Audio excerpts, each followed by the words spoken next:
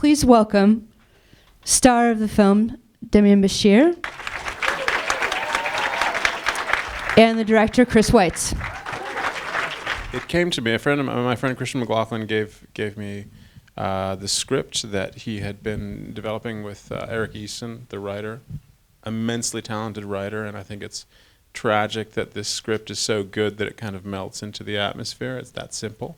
Paul Witt had been trying to get the story made for over 20 years, but in the last few years, Eric Easton and Christian kind of cracked it in a very contemporary fashion. I was dying to do it, not because I had a political axe to grind at the time, although now I'm rabid about it, but because it was just an amazing script, and it was the best thing I'd read in 20 years.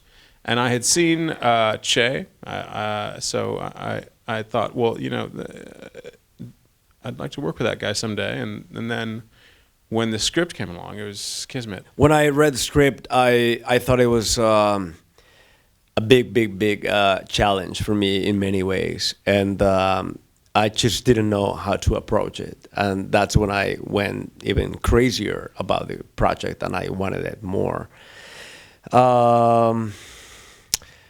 I've always said that in order to achieve anything as an actor, you need a good director with you. You need an expert eye that can guide you and gets to know you so good that knows how to get everything from you.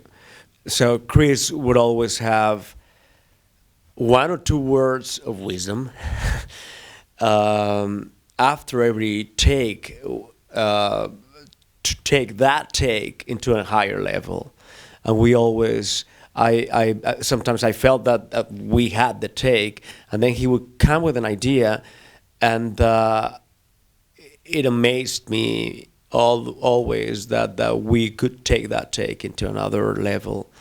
And so for me, what I do, and that's what I would tell Jose Julian also, because sometimes he was really worried about the emotional scenes and all that.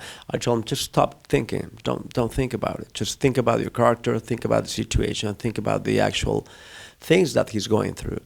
And that helped us a lot. You know, the whole thing has been a tremendous learning process throughout, just getting to know, because, you know, I'm from New York and I live in West LA, getting to know East LA, getting to understand, getting to meet young people from Boyle Heights, giving the script to them and telling them, you know, tell us what's wrong with this script, tell us where we got the jargon wrong, tell us how you would act differently, to say that to ex-gang members, and to really be open to learning as opposed to trying to impose some kind of received notion about what East Los Angeles was like was crucial.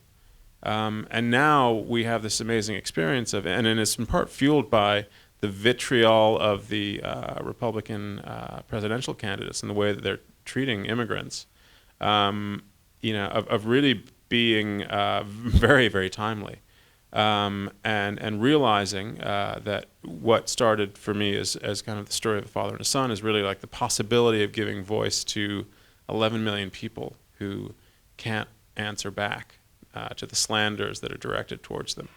That's kind of been the whole life cycle of the film so far.